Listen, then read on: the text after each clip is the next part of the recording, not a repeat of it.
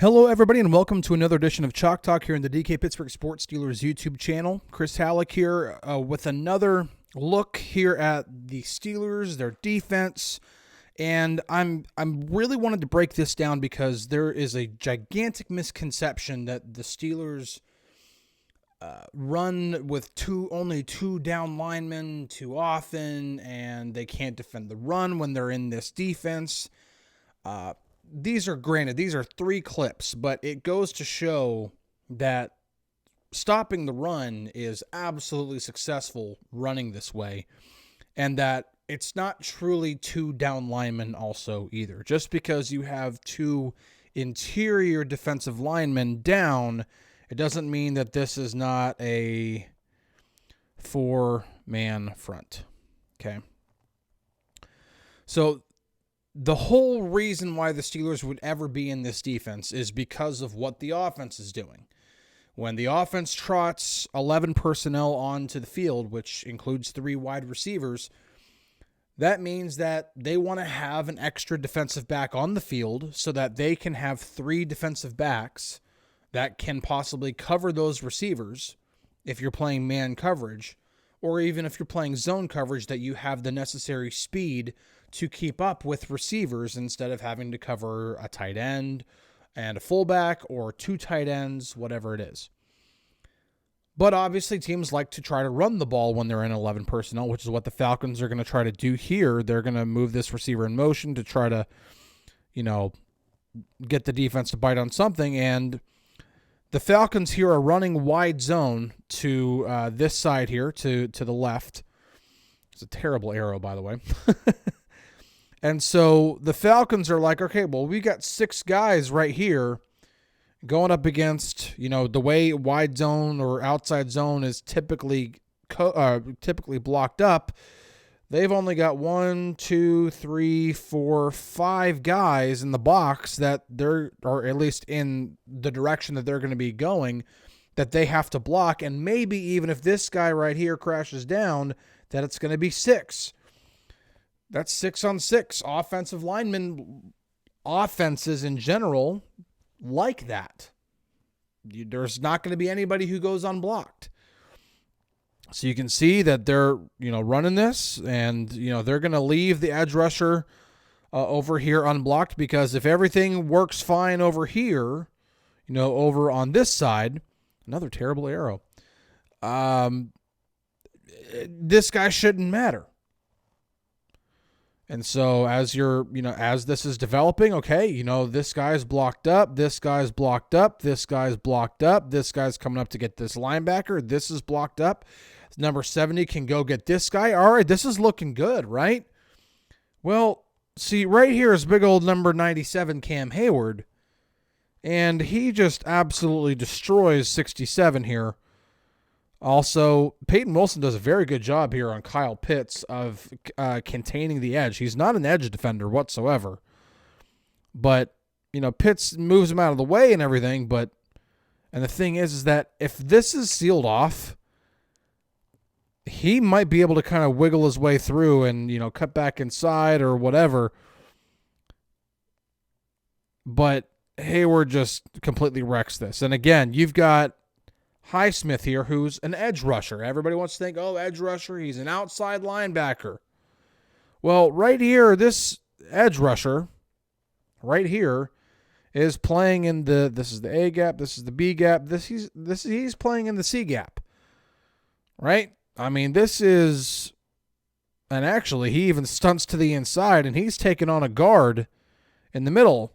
And I kind of like my chances of an edge rusher nowadays, especially one of Highsmith's size and strength, going up against a guard, and he shows why. He kind of helps seal that off. Even though he's blocked up and he doesn't get off his block, it doesn't necessarily mean you're not doing a good job either. And so Hayward just obviously is the one who wrecks his play, and they get the stop. It all begins really with these 2 guys right here.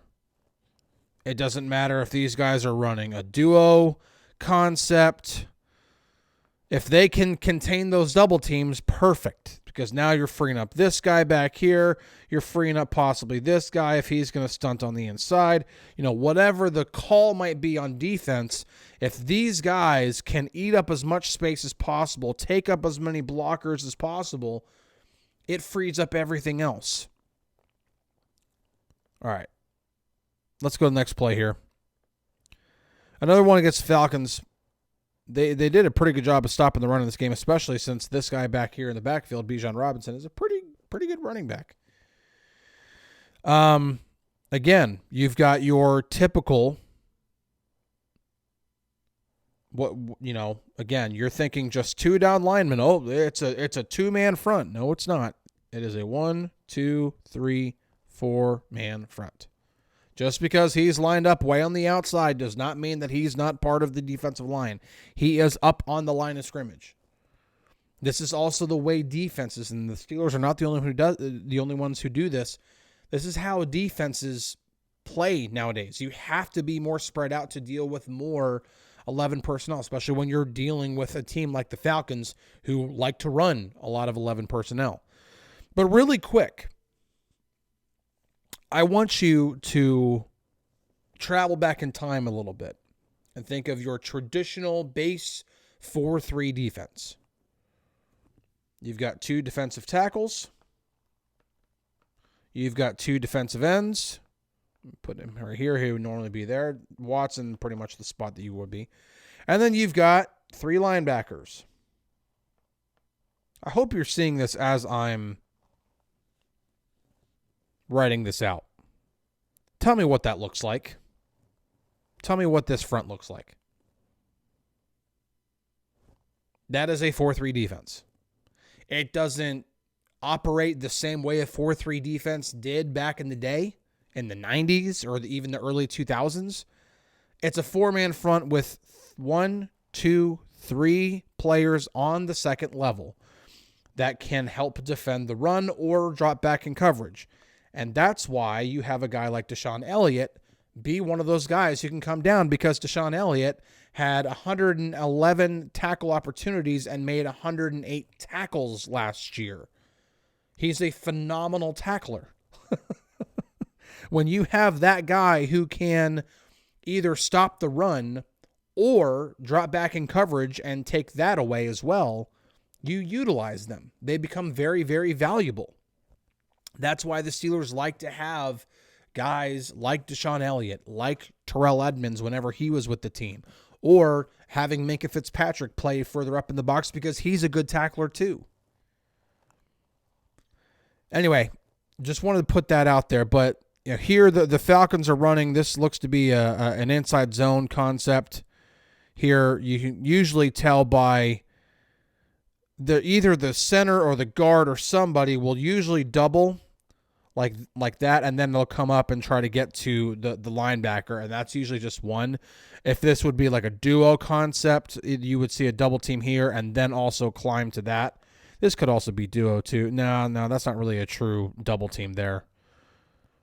He just kind of helps aid and shove him back, and that again goes to show zone blocking, just to make sure you want to support your other blockers. Anyway, so this is an inside zone run.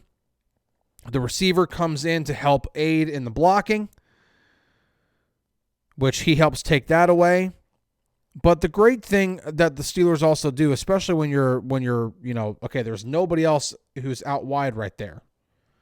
So the cornerback can help, come from over here and contain that edge. And so notice that Porter is right there to support. In case he were to cut it to the outside, I'm there to make the tackle. If not, I can at least force him back to the inside. Remember, if a cornerback's not making the tackle, what's the one thing he has to do more than anything? Force him back to the inside to your support. So that's what Porter does. Notice that he's not just running in there with a, full head of steam. He's just like, I'm just going to, unload on Bijan. That stance right there is I'm containing the edge. If you don't want to come toward me, fine. I'm more than happy with sending you back into this direction where all those bodies are. But if you want to come to the outside or continue on this track in this direction, then yeah, I'm going to make the tackle. He does. Boom. And Porter does a great job. 3-yard gain. You'll do that. Defenses who give up only 3 yards per carry are doing a good job. So cornerbacks also play a role in this. And again, watch what the defensive tackles are doing, okay? Hayward doesn't take on a full double team here, but because of who he is, like, this guard has to kind of like, I'm going to help my center out a little bit and then get to the linebacker. So that helps. Plus, Hayward ends up winning the block anyway. I mean, that's not a position that you want your running back who's running in this direction to be. I mean, you don't want the defender ever getting inside leverage on you while blocking up inside zone. And then Ogunjobi here does a good job because he does take on the double team, but he does so in a certain way where, I mean, he just completely loses his balance. And now the linebacker is unblocked. And even if this guy tries to come up and get him, now Ogunjobi is going to be unblocked. And now instead of this receiver having to be, or coming up to be able to block Deshaun Elliott, now he's got to come off and he's going to have to help. Actually, Deshaun Elliott just knocked Drake London back. Gosh. I don't have a receiver block Deshaun Elliott. Man. You didn't tell me Deshaun Elliott's not a helper in the run game, man? My gosh. This goes to show, man, you can absolutely defend the run with this front. You just can. Yeah. All right.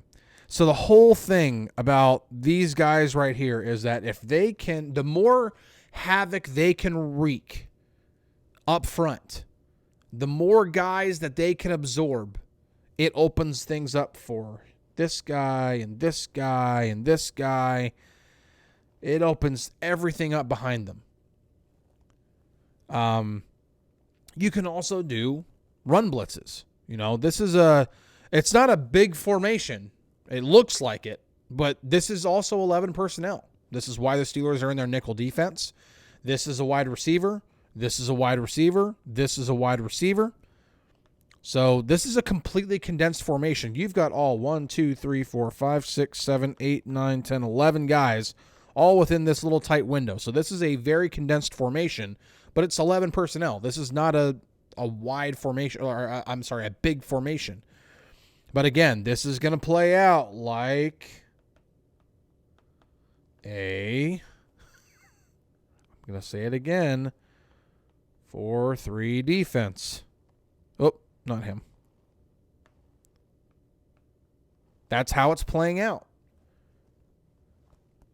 This is your Mike. This is your Sam. This is your Will. That's pretty much what you're doing. Only this guy is a safety. A safety who's also a very, very good tackler and can help in run support. You can also send him on a run blitz, which you can see that, I mean, and he sneaks up right before the snap. I mean, there's no way that they're recognizing this in enough time to adjust this tackle. I mean, think about it. Even if they did, let's just say they recognize this and this tackle is going to take on Elliott. Do you really want to leave number 11 here to block Alex Highsmith? You want to talk about a guy who's going to be sent into oblivion? You never want a receiver blocking Alex Highsmith, ever.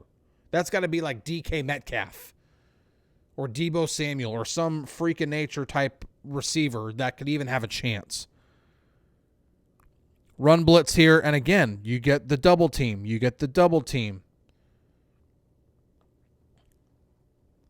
This opens things up. Now, granted, there are literally run concepts in which, like duo, where you get 2 double teams, and then one of the blockers peels off and then tries to climb to get to the second level. That's what they try to do. And you can kind of see that, you know, they both, but again, like, do you think this is actually going to work here? Queen is completely unblocked here. It's all about how aggressive you can be without being overly aggressive. Obviously, you can't just, well, if this is a play action pass, like you're kind of screwed. I'll say kind of screwed, but at least you got Queen back and he's completely unblocked. But you've got this guy crashing down. You've got this guy, he's starting to crash down. But this is just a phenomenal run blitz. I mean, again, sneaking up right at the end, right before. I mean, he goes completely unblocked. But the point is, even if he wasn't unblocked, let's just say he's like back here, and this is blocked up. Like this guy comes out to block him. This double team happens here. Do you think that, one of these guys is going to be unblocked? They just are. And, yeah, you can absolutely still defend the run, man. You can. Phenomenal job by Deshaun Elliott, by the way. Gets in the backfield, makes the TFL, celebrates. Good stuff. You can defend the run out of the nickel, and it's not a a two-man front. It's just not. It absolutely plays like a four-man front, and a lot of the times, especially when defending the run, plays out like a traditional 4-3 defense. But when the Steelers want to, when the offense is in a larger personnel, if they're in 12 personnel or anything like that, yeah, the Steelers will go right back to their base 3-4, and then it actually ends up playing out more like a 5-man front instead of a 4-man front. So it ends up working. This team can defend the run. They can. They just needed some better play from their defensive tackles throughout the course of the season, which is why they drafted Derek Harmon in the first round, and they drafted Y.A. Black in the 5th round. There's a reason why it was an emphasis in the draft. That's where they've been hurting the most. And it's not because of Cam Hayward, but everybody else, it needs to be better. Can be good at times, but just needs to be better. Anyway, appreciate you guys tuning in. Hope this helped educate things for you about the misconceptions about the way the Steelers actually play defense when they're in their nickel. It's obviously a very, very quick glimpse. They obviously did get gashed at times. Every team does in just about every personnel. So, anyway. Catch you guys on Flippity Flip. We'll see you later.